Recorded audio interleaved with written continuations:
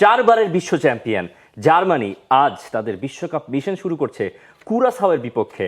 বিশ্বকাপের ইতিহাসে সবথেকে ক্ষুদ্রতম জনসংখ্যার দিক থেকে, আয়তনের দিক থেকে সেই দেশের বিপক্ষে আজ গ্রুপ ইর লড়াই জার্মানির হুস্টন স্টেডিয়ামে।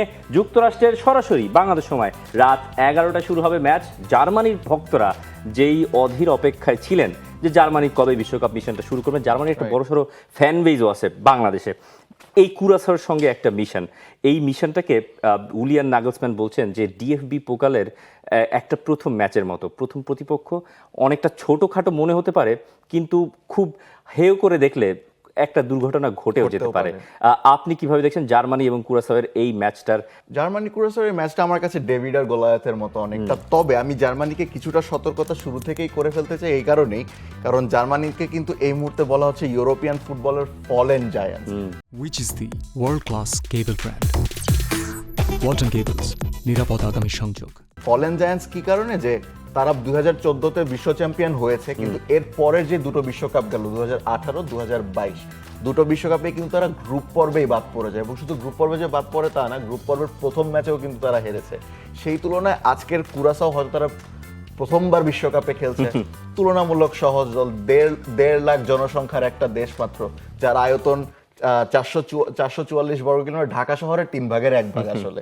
তো সেই হিসাবে দেখা যায় যে হয়তো তুলনামূলক সহজ প্রতিপক্ষ, কিন্তু অবশ্যই সতর্ক থাকতে হবে হুলিয়ান নাগলসম্যানের দলকে। হুলিয়ান নাগলসম্যান প্রেস কনফারেন্সে বলছেন তিনি চেষ্টা করেছেন যত তাড়াতাড়ি সম্ভব যুক্তরাষ্ট্রে এসে এই দলের সদস্য যারা আছেন, কাই হ্যাভার্টস, জামাল মুসিয়ালা, সবাইকেই যুক্তরাষ্ট্রের ওয়েদারের সঙ্গে মানিয়ে নেবার, কারণ এটা একটা বড় ফ্যাক্টর হতে যাচ্ছে এই বিশ্বকাপে। চেষ্টা করেছি যত তাড়াতাড়ি এখানে এসে আবহাওয়ার সঙ্গে মানিয়ে নিতে। সবাইকে অনেক পানি পান করতে বলেছি, মানে ম্যাচের সময়ও, অবশ্যই, হ্যাঁ ম্যাচের আগেও। আর এই ম্যাচটা অনেকটা ডিএফবি পোকালের প্রথম ম্যাচের মতো। প্রতিপক্ষ মনে হতে পারে সহজ, কিন্তু ওদের তো হারানোর কিছু নেই। ওই ফাইট ক্লাবের ওই ফেমাস ডায়লগটার মতো, ফিয়ার ওয়েন ইউর, কি জানি ছিল, আমি ভুলে গেছি, এরকম ছিল যে fear the man who have nothing to lose, বা এরকম কিছু। মানে যখন আপনার হারানোর কিছু থাকে না, তখন আপনি নিজের বেস্টটা দিতে পারেন, দিয়ে দেওয়া যায় সেখানে। এরকম একটা দলের সঙ্গে এরকম একটা ইকুয়েশন জার্মানি কুরাসাও। জার্মানির একাদশটা কিরকম হতে পারে? আমরা সেন্টার ব্যাকে হয়তো জোনাথন তাকে দেখতে পারি, স্লোটার ব্যাক স্টার্ট করবেন, রাইট ব্যাকে জোশুয়া কিমিচ। মিডফিল্ডার নিয়ে একটা বড় সড়ো প্রশ্ন আছে, গোরেৎসকা কি খেলবেন, নেমেচা খেলবেন, নাকি পাভলোভিচ তো স্টার্ট করবেনি, কিন্তু নেমেচা নাকি ওদিকে গোরেৎসকা? আমার কাছে মনে হয় এই ম্যাচটার জন্য খুব সম্ভবত গোরেৎসকাকে খেলানোর সুযোগটা বেশি। পাশাপাশি কিমিচের কথা বলছিলেন, কিমিচ কিন্তু ইনভার্টেড রাইট ব্যাক হিসেবে, সে মিডফিল্ডেও কিন্তু রাইট মিডফিল্ডার হিসেবে কাজ করতে পারে। এবং তাকে কিন্তু আমরা বায়ার্ন মিউনিখেও দেখেছি সে ডিফেন্সিভ মিডফিল্ড হিসেবে, কখনো কখনো সে লেফট উইঙ্গার হিসেবেও খেলেছে। হয়তো জার্মানি তাকে আমরা অত দূরে দেখবো না, কিন্তু মিডফিল্ডের যে টেম্পোটা নিয়ন্ত্রণ করে সেখানে তো গোরেৎসকার সাথে আমরা কিমিচকে সেই সাপোর্টটা দিয়ে দেখতে পারি, যেটা সামনে জামাল মুসিয়ালা, লিরয় সানে, ফ্লোরিয়ান রিস অথবা কাই হাভার্টসের জন্য সাপ্লাই হিসেবে কাজে লাগতে পারে। আশফাক, আপনার সঙ্গে গোলকিপারের একটা ভালোভাবে সম্পর্ক আছে, গোলকিপিং পজিশনটার সঙ্গে। ম্যানুয়েল নয়ার 40 বছর বয়সে আরেকবার খেলবেন, প্রেস কনফারেন্সে এটাও নিশ্চিত হয়ে গেছে যে তিনি ফিট। এই ম্যাচের আগে যে সংখ্যাটা ছিল সেটা কেটে গেছে। ম্যানুয়েল নয়ার খেলবেন 2026 বিশ্বকাপে জার্মানির হয়ে প্রথম ম্যাচটা।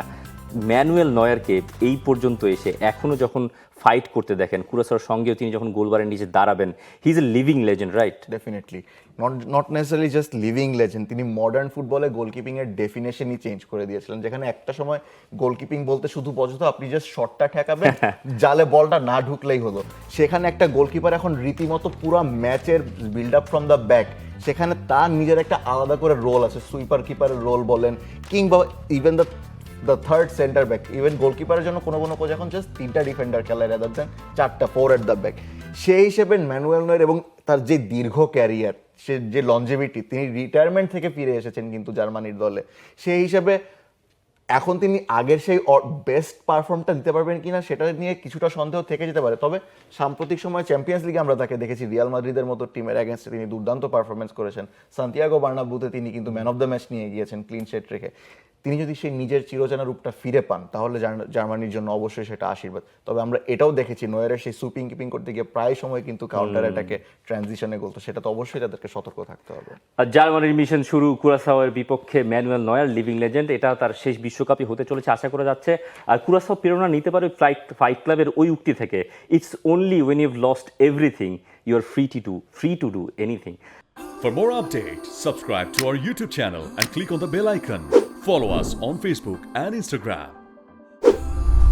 Download T Sports app to enjoy exciting games and highlights.